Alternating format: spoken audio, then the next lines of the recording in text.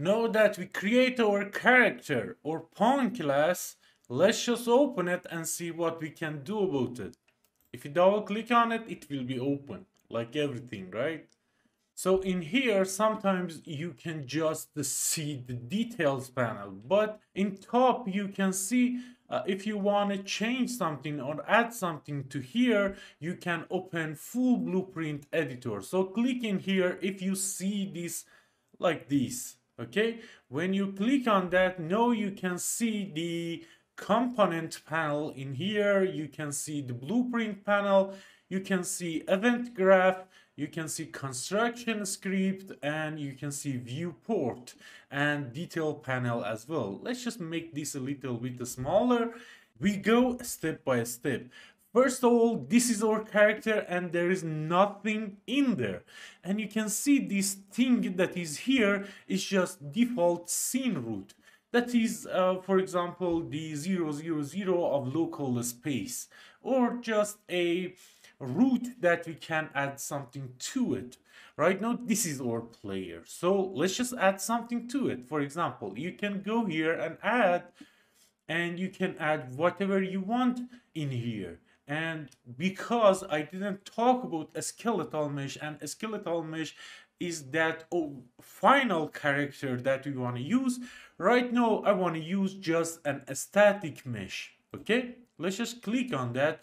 We can name it, I want to name it character. Okay, and in here right now nothing show up. You can see nothing show up. Why? Because if we click on it in a static mesh in detail panel, nothing in there. So we can select whatever we want. So for example, let's just use this sphere shape. Okay, now we have our character, right? But if we use this, let's just compile and save and run our game, you see nothing happened. Why? Because there is no camera. When we create a camera in this pawn class, it will be our view when we play our game. So for adding a camera, you again go to add, you go down, or you can just search for camera. But in camera section, you can see the camera. Click on it and it will create a camera. Now, with this camera, let's just change the speed down. With this camera, we can move this camera like this, for example, for third-person shooter, and we can rotate it to look at our ball in here.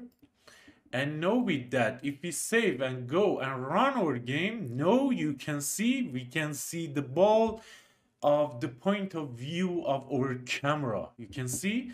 And now with that, let's just change these a sphere mesh for you to see it clearly.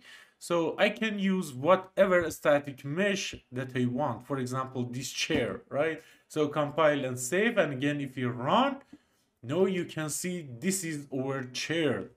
Let's just delete this chair. So yeah, that's good. So let's just run. Now you can see the chair in here. Let's just run it again. This is our character now. We just use a static mesh in there. And you can see our game mode use this player start. So bear in mind that player start is important. So it's like we create a third-person shooter. And again, if we go to camera and let's just rotate it again like this and change its position to be first-person camera, right? This way it is like first-person camera.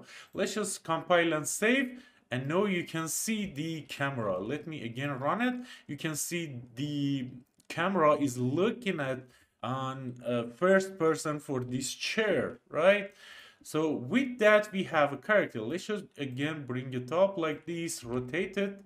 I want to bring it back like this, but I want to bring it back not in local movement. I want to bring it back in forward movement like this. I can now move it like this, compile and save.